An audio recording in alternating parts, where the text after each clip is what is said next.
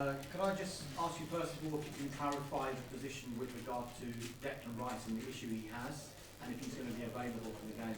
I have to be very vague on that one because there's no clarity whether he's going to be fit or not for the weekend.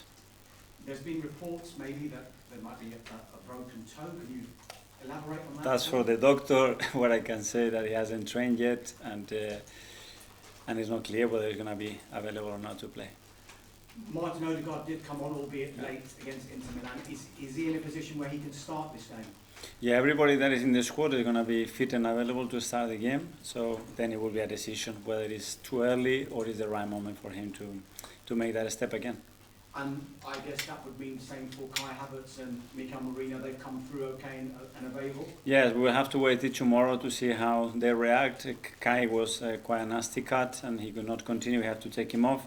With Mikel, since the day before, to be fair, he wasn't feeling great, and yeah, we decided to sub him at half-time. Mikel, it's been 1 point from the last 3 Premier League games, but that's kind of been at odds to the long-term form that you've had before then. Have you had to speak to the players, have you had to lift them at all? What's been the message? Well, obviously, when you don't win, affects the mood, affects the energy, but the positive thing that there is nobody impossible in this room or outside that wants to win more than I do and that these guys in the dressing room wants to do. It is impossible. So that desire today, I had a meeting with them about it and I can sense it straight away. And what I sense as well is a big belief that how good we are as a team. And again, what we did in Milan, watching it back twice, I haven't seen my team doing that against them, but you need to take that into a winning football match because at the end it's the only thing that anybody is going to judge, know how superior you were to the opponent. You outrun the opponent, you outperform the opponent in every single way. It's about, did you score a goal? You didn't. We have a problem. And the problem has to be resolved by scoring more goals than the opponent. That's it. If you go back to December, you had that similar run as well, when you had that 1 point from 3 games, and then you went on an astonishing run. 8 Premier League wins in a row, I think it was. Have you reminded your players about that? Can you use that experience when you're in a situation like this one? Yeah, well, the results probably were very similar. The context very different because you tend to forget why you lost a football game again against Bournemouth or what happened, why we didn't win against Liverpool or the amount of situation that we have to go through. It does not matter. At the end, we cannot go to Dubai for a week like we went last time. We can go to Dubai still for 2 days. If that's the solution, we go forwards and backwards. And that the team is doing 10 times more better things than we used to do at that period. That's the positive thing. But to all this to be clear and relevant, you have to win, especially to answer certain questions. From the outside, it looks like a pivotal game with regard to the title race. I know it's early, and you'll probably say everyone's just got to stay calm, but is it reaching that must-win status because of the teams that you're going to be competing against for this title? Well, especially because we have missed certain points in the last few weeks. Obviously, the margins become smaller and smaller. Doesn't mean that the margin doesn't exist no more, but more perfection is going to demand for the future. So, for sure, we want to win. We have to prepare, and we have prepared the game to win it, and that's the only thing that is in our heads. Final one from me, Mikel. What have you made of Chelsea's progress, in particular the job that Enzo Maresca has done? Because from the outside, a lot of people were saying it looks like a mess at Chelsea, and yet they now find themselves in the top 4. Well, really impressed about what he's done, but really impressed really what they've done over a year, because with Mauricio as well, the last 6 months, I think they were extraordinary. You could see the squad, the quality they have, the amount of players that they have, and then Exo has given his touch, and you can see clearly what he wants to do. I think he's been really brave from day one to consistently follow what he wanted to do. I know how he thinks. I know a lot of people that knows him well. And very happy with him that he's making a lot of progress there. Thank you. Thank you. Ian. Hi, Mikel. Hello. Anita, sorry. Speaking about Chelsea, they're on the same number of points but above Arsenal due to goal difference. Do you feel they're also in the title race this season? Well, everything is important. I don't know if we're going to get to the last day when the goal difference is important, but certainly it's something to bear in mind. And how do you neutralise a player like Cole Palmer who's had the most number of goal involvement so far this season, 7 goals and 5 assists? Well, that's a question that probably all the managers in the league had in the last year or so, and he's still managed to to impact games in the right way. Obviously, we will have a plan not only for goal, but as well to minimize all the qualities the threats that they have, and try to exploit their weaknesses like any other team. And just finally, you've always spoken about the standards at Arsenal, that every game it is a must-win. If you come out with less than a win on a Sunday, does it almost feel like the title race is out of your hands? I don't think about that. Thank you, best of luck. Thank you. Ian? Hi Mikel, how are you? I'm good, thank you. You've just said there, nobody wants to win in or outside of this building more than you. No, I promise you that. And nobody worked harder than me to achieve that, or these guys, nobody. Talking maybe yes, but actually working and making sure that this is going to happen, nobody, I guarantee you that. So have you had to hit a reset button this week to sort of remind the team that you want them to... No, we don't need a reset. We need, in one particular aspect, go from 95 to 100.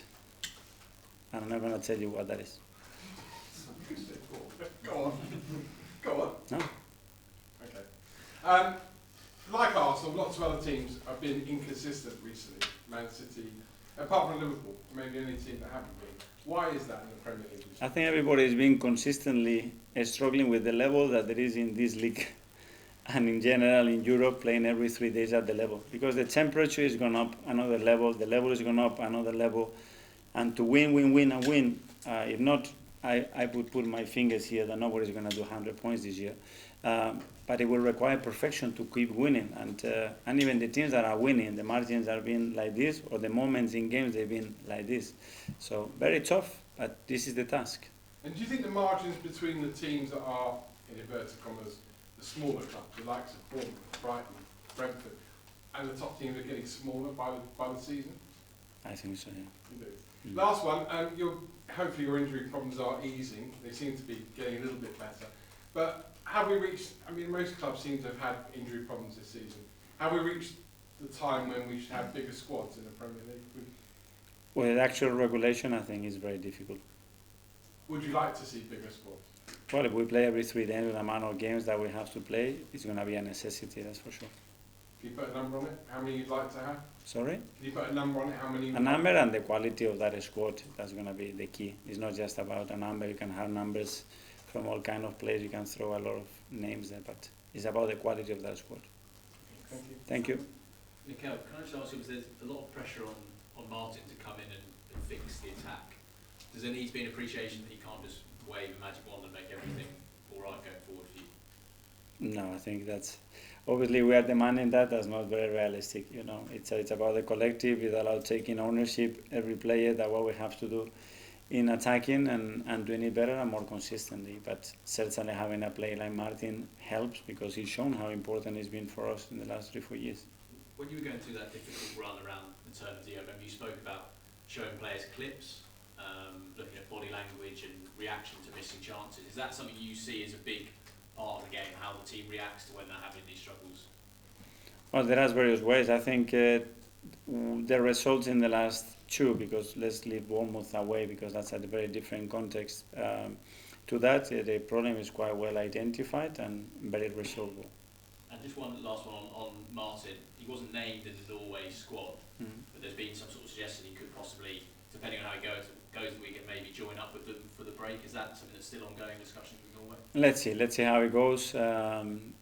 How he trains tomorrow. He's available. He's fit. If he does play, how he feels after that, and then we'll make the decision between the 3 parties. Just one more on Martin, if I can. Just he's club captain. He's got such a sort of personal drive. And while he's been out, has he been sort of prominent around the squad? Has he helped you with messaging and motivation? Because it seems to us like he's the kind of character that it's hard to sort of separate from that even when he's injured. Yes, he's always very close, always very active with the team. He knows the role, responsibility that he has, and he's tried his best, but obviously not having in the squad, in the team, in the hotel with us on many occasions, it is different. But I think the team on that issue, especially when we talk about motivation, had no issues at all. There's sort of this idea maybe among some fans that he comes back in and the team maybe clicks again going forward. Is it too simplistic a way to look at it like that? Well, we hope that is going to help because he's been incredibly good for us, and the impact it has in the team, not only in that phase but in other phases that are so linked to the attacking phase, especially the way we transfer from one to other. But yeah, and he's been out for a while as well, so let's hope that it's going to be very fast and that he can impact the team, and that's the way I think. And you said earlier you think nobody's going to do 100 points. There's sort of been this perception in the last... That I think that is going to be very difficult. Yeah. There's been this perception maybe in the last couple of years that because the standard is so high that if you lose 1 or 2 games, whenever it is in the season, that's kind of it because of how consistent City have been. But do you feel it's a bit different than this year? And is that something that you've maybe said to the players the last couple of days, that actually 1 or 2 results, it's not, you know, a catastrophe, it's not a disaster as it maybe could have been in the past? No, well, we don't know how it's going to play out if there is a team that is able to do something like this, but everybody's struggling even if it's winning. That's the thing. And sometimes the margins you could feel were bigger in games. They are not at the moment. I haven't seen a team being that superior to other teams. But at the end, the fact is that you have to continue to win and find ways and details to keep the right to win the games. Stephen? Hi. We often speak about the togetherness among the players. How important is that now, given the challenges the squad have faced in recent weeks? That's the joy of this team, that you go in there this morning and thinking of how they're going to feel after that, and we talk about, and they are there. They are paying attention, they are hungry, they want to do more, what else we can do, and it's unbelievable. The desire they have, the togetherness that they have is just a joy to work with them. And Chelsea's the 4th away game in a row. What can you kind of say about the support that you and the players have felt from Preston to Newcastle and Milan? The fans are been incredible. The way they follow, the way they support the team, and unfortunately, the last 2 we haven't had the chance to bring the victory with us. So, the London Derby is a good place. Kaya? Hi, Mikel. Hi. Away from home last season, your team had a really good record, but this season it's maybe not been the same. You've not scored in the Premier League away from home since City. You've had the second lowest number of shots of any team away from home in the league. Do you think that's down to a lack of creative spark, or do you think there's other things at play? Well, there is another thing, that obviously the level of opposition that we have played, that's for sure, because nobody has played the away games that we have played this season, and certainly not in the condition of playing half of those games with 10 men. Nobody in the league. And to cope without Martin, you've tweaked the midfield a bit, you've changed the formation a little bit. Is the plan now to go back to sort of what it was before, when you sort of had the 4-3-3 style set? Do you think that we'd be going back to that and leaving the 4-4-2 behind, or will you sort of flipped in between the two? Well, we have to adapt a lot of things this season because we have a lot of injuries and a lot of situations, especially in the backline and midfield. So that's something that the team is learning as well and adapting to it. And a lot of times it has worked really well. And in other times that something is missing because it's going to be different. But the team certainly has the capacity to do that. Hi, Mikel. Hi. Right at the start, you said there are 10 things the team are doing better this year than they were last year. I was just wondering, would you be willing to share any of those, or was that a no as well? Yeah, if I compare how we play against Porto, Bayern Munich, and how we played against Inter Milan away in Europe, there is no comparison whatsoever. But in our intent, probably in 20 aspects of the game, and having everything, all the post-match review after that, it is very clear. The thing is that you need a result there. At the end, the outcome was the same, but it should have been very different. But this is football. That's the beauty of it. That even you doing that, you scratch your head, and they get very frustrated because how the hell we haven't won that game? Well, there are a few aspects to that. And can I just ask about a couple of subs you've made in recent games? You brought on Ethan and Alex at the same time against Newcastle and against Inter. I was just wondering, how do they kind of change the dynamic together when they come on at the same time? Well, I think it was a bit different, the state of the 2 games. One, because we lost control, and Newcastle, and there are certain spaces that I believe that those 2 players were ideal. We never got any momentum with it. And with Inter, it was a bit different and a bit better. But yeah, we need to understand how we can change games. Last one in the live section from Romney. Mikel, para este partido que vas a tener contra Chelsea es muy diferente como están jugando debajo de Enzo Maresca. ¿Cómo te vas a preparar o te has preparado a usted y al equipo para este partido que va a tener el domingo? Prácticamente lo que me puede decir. No, bueno, un rival que quiere ser muy dominante, que que está muy bien preparado, muy bien enseñado, que tiene los conceptos y las intenciones muy claras, sobre todo lo que quiere hacer con balón y en el momento que pierden la pelota y nada. Y luego nosotros a lo nuestro, a prepararnos como hacemos siempre, fijándonos mucho más en nosotros que en el rival, que creo que es una característica que es muy importante de cómo vamos a cada partido. Y para los tácticos, ¿has hecho unas cosas diferentes cuando has estado entrenando con el equipo o no puedes decir nada de eso ahora mismo? Perdona. Cuando has estado entrenando con el equipo esta semana, ¿has hecho cosas diferentes? Es que esta semana no hemos entrenado, jugábamos en Milán, no hemos tenido tiempo para entrenar. Esta mañana hemos entrenado un poco, pero solo con 4 o 5 jugadores que no jugaron en Milán. Pues solo lo que ha hecho en Milán y ahora... Y mañana tendremos tiempo para entrenar un poco, Vale, sí. perfecto, muchas gracias. A ti. 10:30 tonight, Dane. Hi, Mikel. Hi. I just wanted to talk about your excellent record against Chelsea as a manager. There's been a lot of good moments. Can you just share your favourites with us, just for starters? It's been a few, as you mentioned. One of those, it was in a difficult moment, I think it was December, when Emile Smith-Rowe came in. I think he changed something. I don't know what it is, momentum, energy, belief, but that was a key one.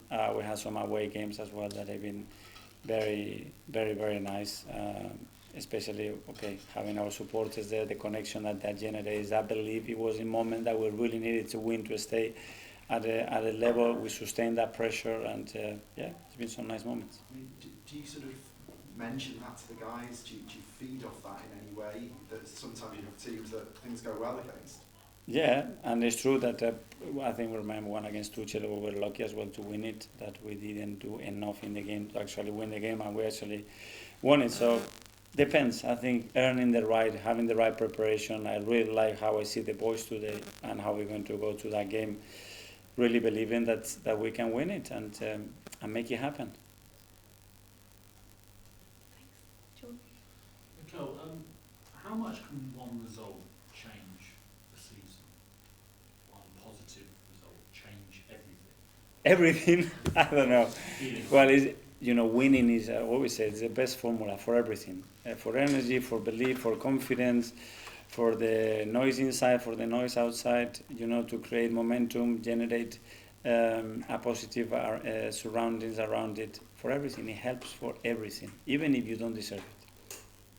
And just you're saying that you don't see a superior team in the league right now to anyone else. So is this now a chance for Arsenal to go on a run to become that superior team? Is it No, what I say that I don't see teams that superior to their rivals. I think there's been a team that has been more consistent than anybody else in terms of results. That has been Chelsea, and you could see the numbers and the amount of games that they with Liverpool, that they've won. But the margins are much smaller.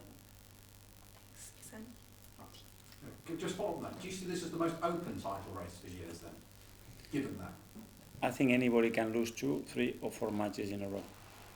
And if you go take that to Europe and the competition in Europe, unfortunately it's going to happen. So let's be prepared when the bomb comes in. And at the moment we are having one and we need to get out of it. But that means that even if you lose 2 or 3, you're not out of it. And so you still feel you're right in this. Well, I think everybody's in it, especially because where we are in the season. That's for sure. Thanks, Hassan. Hi, Mikel. Hi.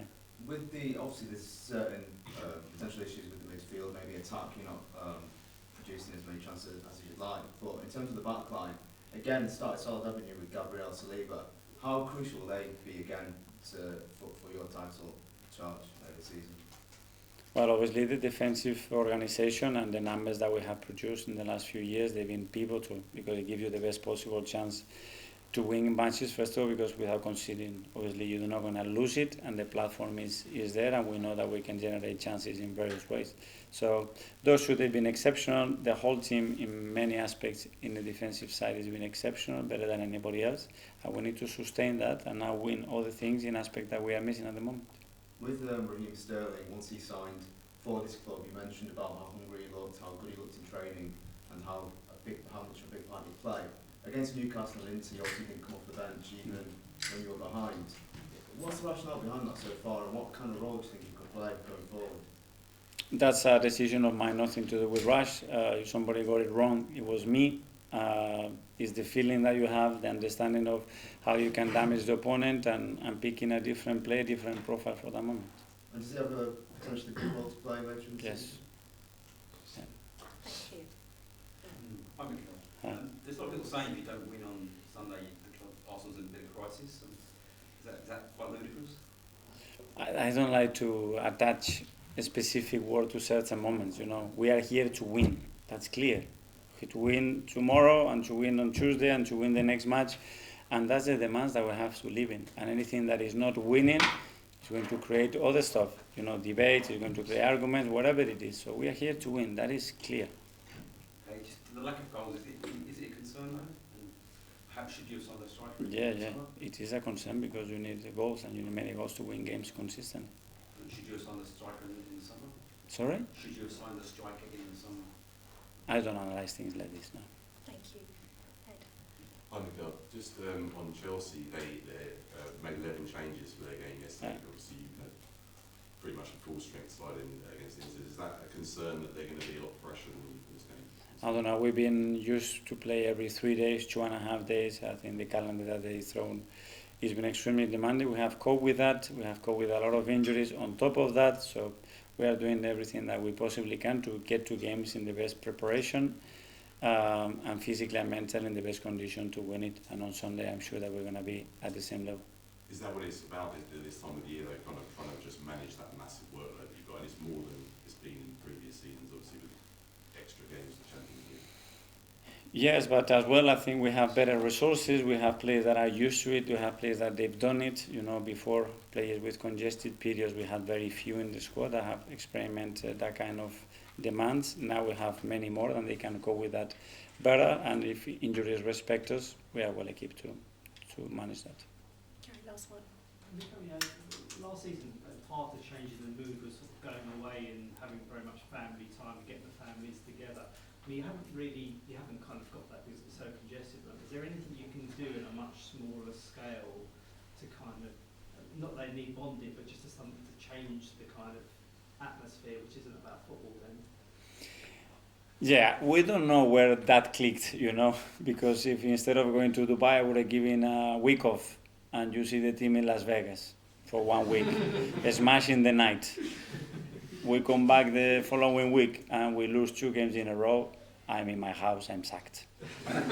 If they go to Las Vegas, they do that and we win 3 in a row, you're telling me now, send the boys to Las Vegas because they're going to kill it afterwards. I don't know. I hope I had just a single thing to pull my thing. I think it helped, the sun, the being in contact with the nature, getting away for a week. It was so intense till Christmas. And we needed it. We don't have that. We will do something different in a way. But every day, I think is trying to put every day something that helps the mood, the energy, the belief on that team, on that players to be the best version of ourselves. That's what we try every single day without exception. I just wonder about the sort of low block. At the start of last season, you were talking about the low block, and you were saying it was really difficult, and that you were getting more penalties and perhaps scoring the set piece because teams were. That seems to be again this season that the low block is been hard to kind of get past. Have you noticed anything different this season in the way teams are setting up with that kind of block? No, well, with Newcastle especially, I think results, the scoreline has a massive impact, and as well with Newcastle there was a very similar thing last year when we played them away. And with Inter, again, it was more related to that, or because we didn't allow, because normally they don't do that, especially in certain phases of play. We need to find solutions, and solutions that at the end are goals. Because solution, if it's is not enough, it has to be goals. So we're going to judge whether that solution is good only if the ball ends up in the back of the net, which is the secret of this job. Yeah? Thank you so much.